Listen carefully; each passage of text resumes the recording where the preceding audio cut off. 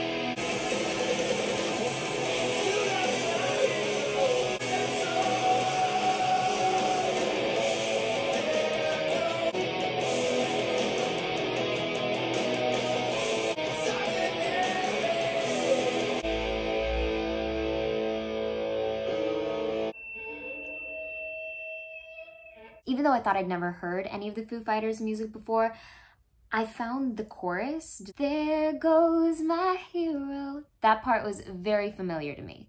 I've heard that before, but I hadn't heard the whole song, and the end, the way that it just moved all together and the way that it flowed was so new to me, and it was so beautiful. I thought that the movement in the guitar was so beautiful and captivating. I loved the play with sequencing and patterns. Like we had this escalating motion, and then we had like a skip, and we had another escalating motion that mirrored the one before, but it was in a different place, so it was more like a sequence.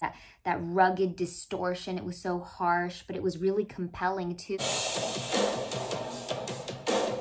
And in this intro, I love how the drums are given this runway to just shine. There's so much power and impact. And before the moment where we hear the layering of more guitars being added, like the lead guitars and the more prominent rhythm guitars, we have that moment where the bass guitar starts to shine a little bit and we hear its beautiful movement.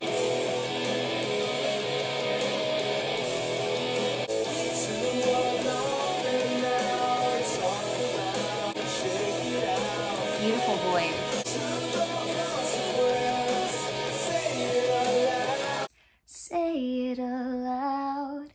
So along with the vocal just being this beautiful tone, the melody of the vocal is gorgeous. What a gorgeous line. And then the way the vocal is sitting on top of the bedding of instrumentation underneath, that musicality is something marvelous, because we have this push and pull like a tug of war from major to minor chords, and just the way that those two play with each other is incredible and captivating and creating this whole new world. Then adding the vocal on top of it, it gets chaotic, but in the most surreal, celestial way.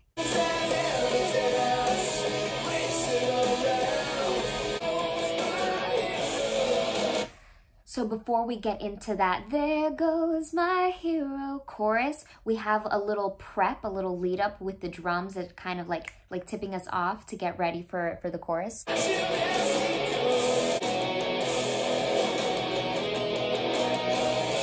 And that's where we have that upward escalation sequencing.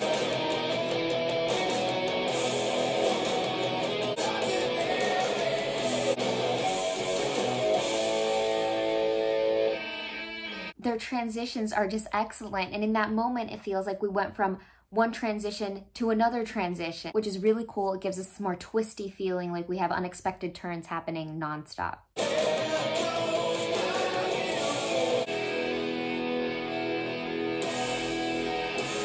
I love how in those drop-off moments, they slowly let up off of the other instruments to let that guitar really shine through, because it sounds like this sparkly, magical moment that ties one section to the other together and makes everything flow easier. I love that build-up. That has to be one of my favorite build-ups I've heard in a really long time. It was just so effective and well executed. It had this extremely epic sound and epic feeling. Like, it feels like we got to our destination, we made it, and it was so satisfying. It felt like a successful accomplishment. And I love the way that they do that by building this relationship with the drum and the guitar. Mostly throughout the song, we have the guitar kind of taking the lead in terms of the instruments. But here in this moment, I feel like the drum kind of steps up to bat a little. And the way that it speeds up and builds and starts playing in halftime, it's amazing.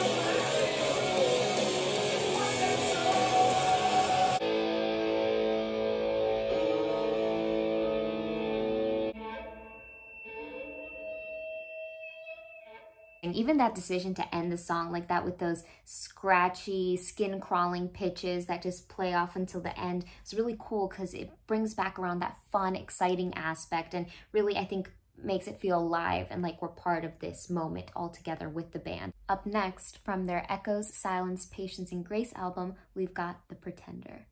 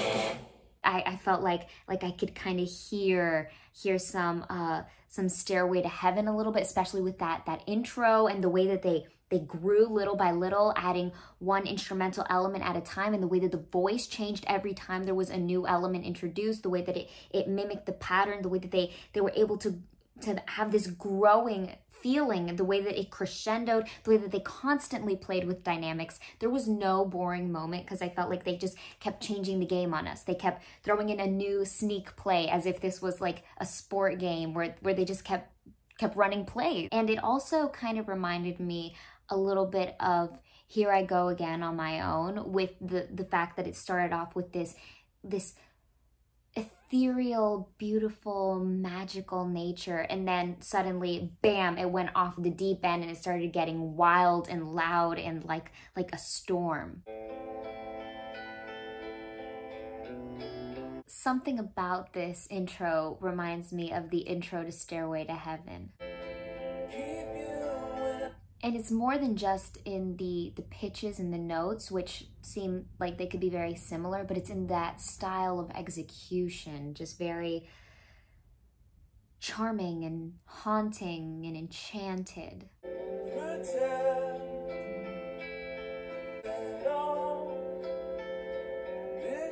And thinking deeper about it, it's actually brilliant that they use this execution style with that charming, haunted nature with the message of the song, The Pretender.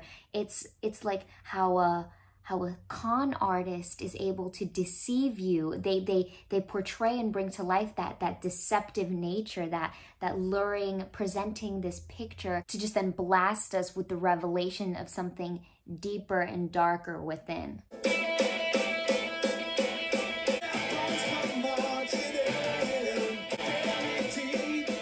In this this next section, we have the first elevation, right? Like the music is picking up, and the way that all the instruments are communicating, you can tell that tension is being built. Things are getting bigger and stronger. Like the truth, it gets slowly revealed through time. Growth in percussion.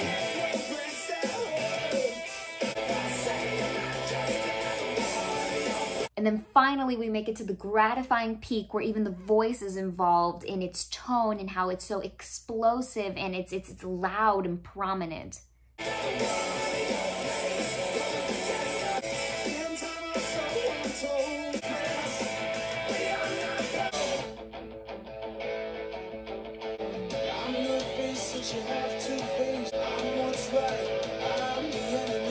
What's really cool about this section is that right there, once we had that switch up, felt like we had a lot of open chords, and it felt like it was very repetitive. Even in the vocals, we had like a monotonous nature, but the way that they play with melody and the harmony and all the instrumentation and the movement there, the way they play with that, and then the way they play with rhythm, where they have like they're not in agreement, and the way that they fuse together and the contrast is what makes everything so amazing. Like you would think these two things wouldn't go together, but they do.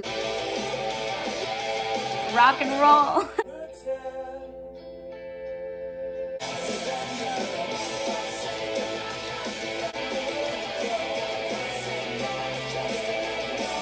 So much fun, and I think I kind of have to stand by my Led Zeppelin connection here. So for our final song today, we'll be listening to the one that Rolling Stone titled Number One.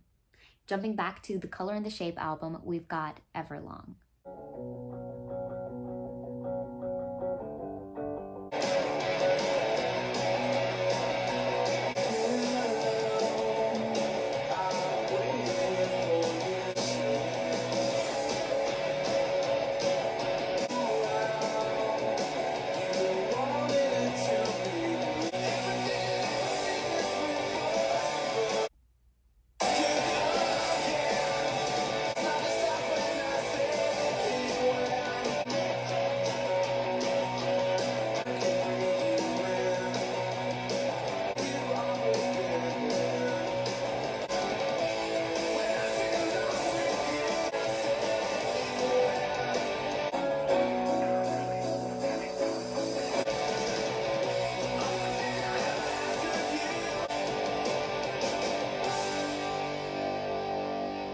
Quite the grand finale, I do gotta say. Everlong, wow. The really interesting thing about this song too was that I could actually hear elements from both of the previous songs in this one. That slow beginning, that like gradual escalation, that build from The Pretender was definitely brought to life again and revisited in Everlong. And then I could also hear how Everlong and how My Hero are from the same album, The Shape and the Color. There was a lot of similar colors in the chords and in the movement of the musical lines.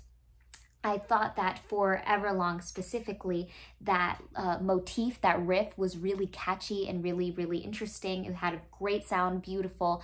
I also loved the that build in the drums. I felt like the drums had these moments where they grew the excitement of the song, like it swelled. I love the swells. And throughout, I felt like in the vocal line for Everlong, there was a lot of space. I felt like we had a lot of room to breathe, which was really ironic because as I was thinking that, then the next verse came around and they were talking about, like, breathe in was in the lyrics. So I was like, oh, this is hilarious. They're very self-aware. Or I don't know if that was on purpose, but I think so because they're very genius. And so far with all three songs, the movement and the decisions that they made musically went along with the lyrics perfectly. So you let me know if you agree with Rolling Stone with these three being in the top 10 and with Everlong being number one. Tell me what your number one song is if it's not Everlong. And to close this out today, we're gonna give Everlong another listen.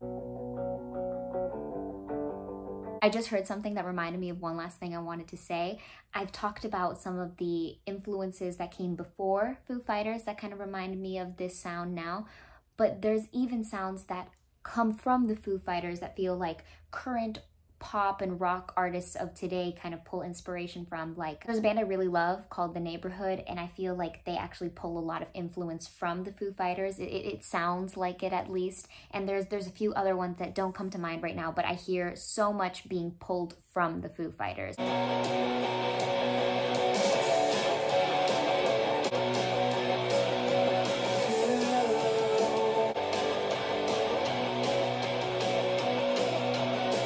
That little theme, that motif and that riff there, that dun dun dun dun dun dun dun dun dun dun dun in the guitar is so good. I really, really love that. I thought that that was catchy and a beautiful sound.